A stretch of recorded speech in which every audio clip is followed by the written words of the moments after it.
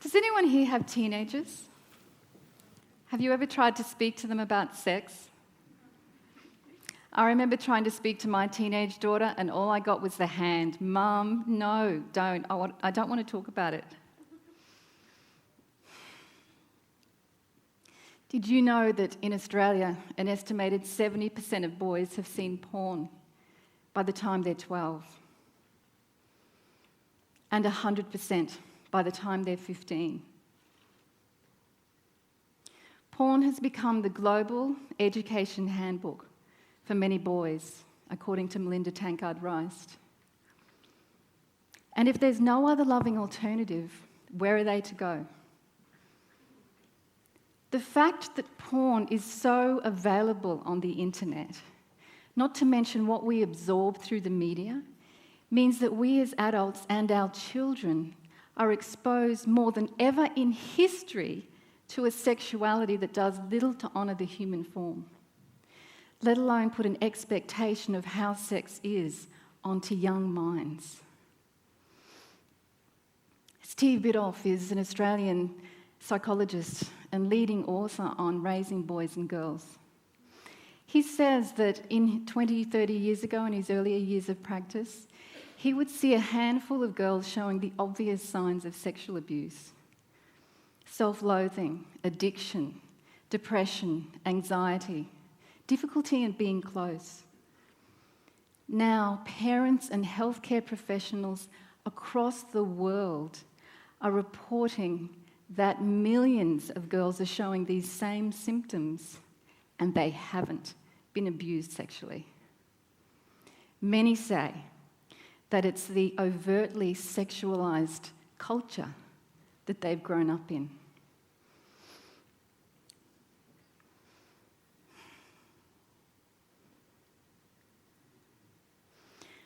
Every time a man or woman, boy or girl watches porn, they're actually strengthening the neural pathways in the brain to create the visual that this is how sex is. There are now men in their 20s who've watched so much porn that they're actually having trouble sustaining an erection. The real thing just doesn't live up to the fantasy of porn. Sex has become something in the mind. Fortunately now, though, thousands of men around the world are actually giving up porn to actually regain their sexual function. What porn teaches is that sex and love don't go together. It teaches that sex, high excitement, novelty, performance, and now sadly violence go together. And this is the thing.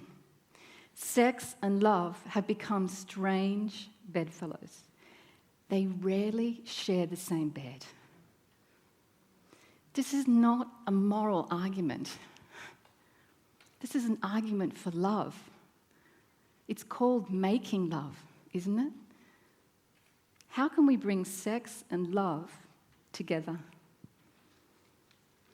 What got me here is that for many years, I felt like my body had closed down sexually. I just couldn't live up to this image portrayed in the media of this ever-ready, up-for-it woman. I felt like my whole womanhood was lacking, like there was something seriously and deeply wrong with me. So I went on a quest to find out what could create a sustainable, loving sexual relationship. And there were three main things that I learned. The first one, there was actually nothing wrong with my woman's body at all. That was a relief, I can tell you. And secondly, that sexually, men's bodies and women's bodies actually function very differently.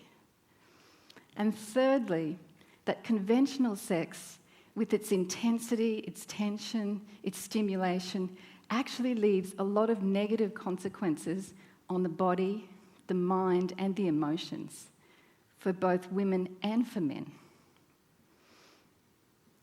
What I found really interesting is that the body is like magnets. We have dynamic and receptive poles. For a woman, we live from our hearts, right? We're nurturers, we're caregivers, we feed babies from our breasts. It's actually the breasts in particular and our heart where this dynamic quality is generated. When a woman allows this in lovemaking and actually relaxes within herself and within her body, a beautiful vitality begins to resonate within her genitals as the receptive organ in her body. But this takes time. A woman's body opens more slowly. For a man, his dynamic quality is in his genitals already. So he's more easily ready. But he also needs more time to actually allow the shift up to his heart, which is his receptive area, where he can then connect more with his partner in love. The thing is that sex can become very genitally focused, completely missing this whole area of a woman's body, a man's body, the heart, the breast, the chest, the place where we actually feel and experience love. And because this is a woman's dynamic area, her body can close. And this can create a real separation between men and women. Also in conventional sex, the women and men are often striving for a goal, right? The orgasm. And sometimes women are trying to get that over with as quickly as possible.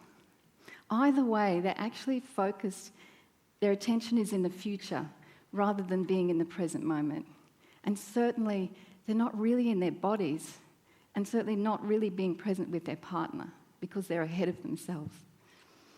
Also, our bodies are so sensitive, and our genitals are such fine, tender organs, especially for a woman. And we subject them to a lot of friction, a lot of tension, a lot of heat in conventional sex. And with more and more stimulation, we become less sensitive. And then we try to ramp things up to create more and more sensational experiences, actually upsetting this magnetic quality within and between the bodies. The good thing is, though, that the body is so forgiving. Once we actually understand these forces within our bodies and we reorientate ourselves towards more relaxed lovemaking, without forcing anything, this natural, beautiful magnetism begins to flow. The body then, the sensitivity returns, and the body then responds as it was naturally designed to. The body responds to love. So if we take the time to relax more rather than creating tension, to just be in the moment rather than being ahead of ourselves, to feel in our bodies rather than being in the mind and fantasy, then love and harmony will grow for a couple. And loving couples create loving families, and loving families contribute positively to community. Changing the way we make love takes commitment. There's a lot to undo with this conditioning. And it takes time. It doesn't happen overnight. I believe, though, at these crucial and confusing times when there's so much misunderstanding around sexuality and couples are suffering, that it's a very valuable journey for men and women to take. For a start, all the problems arising from conventional sex just fall away. I've found myself to be so much more at peace within myself. I was far less emotional and reactive, and far more loving and compassionate. And also my health improved significantly. And I was able to be so much more creative in my outside world. And you know what? About the same time that I understood this information and got to really integrate it for myself with my partner, I approached my daughter again, and she was open. I'll never forget this day. It was one of the most beautiful, sunny December days, and we lay under the pine trees at Coolum Beach, and I shared everything that I'd learned and understood and already had known in my body and my heart to be true. It was one of the most fulfilling days of my life as a mother. It was such a gift to both of us. And I hope that this can be a gift for generations to come. Thank you.